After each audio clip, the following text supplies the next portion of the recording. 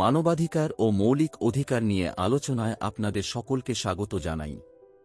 এমন কিছু অপরিহার্য ও অবিচ্ছেদ্য অধিকার আছে যা ছাড়া একজন ব্যক্তির পক্ষে জীবনধারণ এবং মর্যাদাপূর্ণ, স্বাধীন ও নিরাপদ জীবন যাপন সম্ভব নয়, সেগুলিই মানবাধিকার। এগুলো মানুষের জন্মগত অধিকার। মানুষ হিসেবে জন্ম নেওয়ার কারণেই প্রতিটি ব্যক্তি এই অধিকারগুলোর যোগ্য। যেমন জীবনের অধিকার, ব্যক্তির স্বাধীনতা, সমতা, নির্যাতন থেকে মুক্তি, মত প্রকাশের স্বাধীনতা, ন্যায়বিচারের অধিকার ইত্যাদি। মানবাধিকার মানুষের সহজাত অধিকার। মানুষ হিসেবে জন্মগ্রহণের কারণেই প্রতিটি ব্যক্তি এই অধিকারগুলো পাওয়ার যোগ্য। এগুলো কোনো রাষ্ট্র বা কর্তৃপক্ষ দান করে না, বরং এগুলো মানুষের মর্যাদাপূর্ণ জীবনের জন্য অপরিহার্য। এটি মূলত প্রাকৃতিক আইন থেকে উদ্ভূত। অন্যদিকে যখন কোনো দেশ তার সংবিধানে নির্দিষ্ট কিছু মানবাধিকারকে অন্তর্ভুক্ত করে আইনি সুরক্ষা প্রদান করে, তখন তাকে মৌলিক অধিকার বলে। এটি রাষ্ট্রের সর্বোচ্চ আইন দ্বারা স্বীকৃত এবং সুরক্ষিত। যেমন বাংলাদেশ সংবিধানের ৩য় ভাগে বর্ণিত মৌলিক অধিকারসমূহ। মানবাধিকার হল প্রকৃতির দান যা ভৌগোলিক সীমানা মানে না। অন্যদিকে মৌলিক অধিকার হল রাষ্ট্রের নাগরিক হিসেবে আপনার আইনি সুরক্ষা। নিচে এদের পার্থক্য ও বৈশিষ্ট্য তুলে ধরা হল।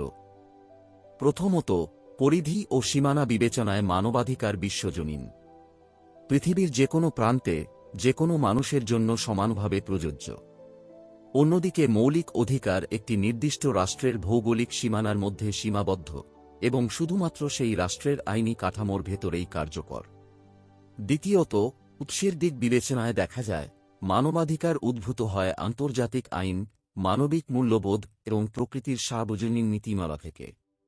অন্যদিকে মৌলিক অধিকার আসে একটি দেশের সর্বোচ্চ আইন অর্থাৎ সংবিধান থেকে। আবার বলবৎ যোগ্যতার ক্ষেত্রে মানবাধিকার আন্তর্জাতিক পর্যায়ে বলবৎ করা তুলনামূলকভাবে কঠিন এবং সময়সাপেক্ষ।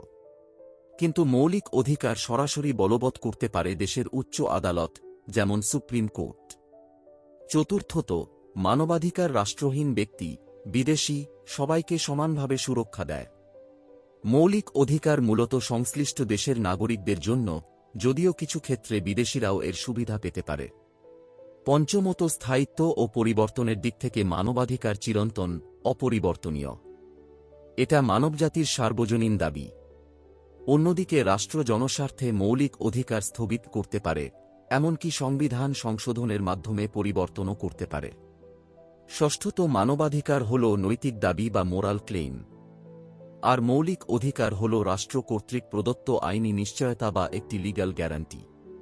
পরিশেষে বলা যায়, সব মৌলিক অধিকারই মানবাধিকার, কিন্তু সব মানবাধিকার মৌলিক অধিকার নয়।